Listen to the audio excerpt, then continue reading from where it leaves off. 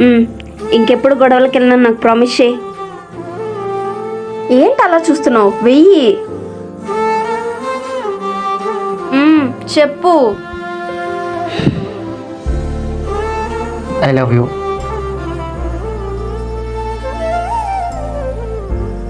ఇంకెప్పుడు గొడవలకి వెళ్ళకు శివ.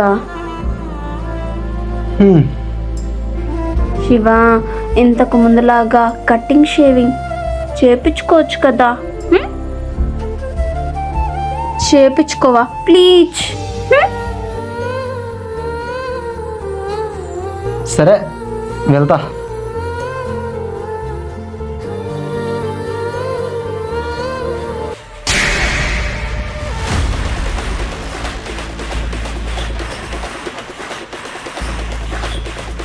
చేస్తే వాడు చేస్తాడు.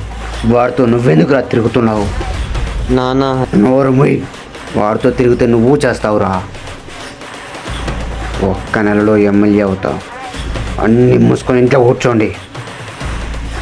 వెళ్ళి వాడితో చెప్పు. చెప్పిన మాట వినకపోతే నీ ప్రాణానికి వాడి ప్రాణానికి హామీ ఇవ్వలేనని.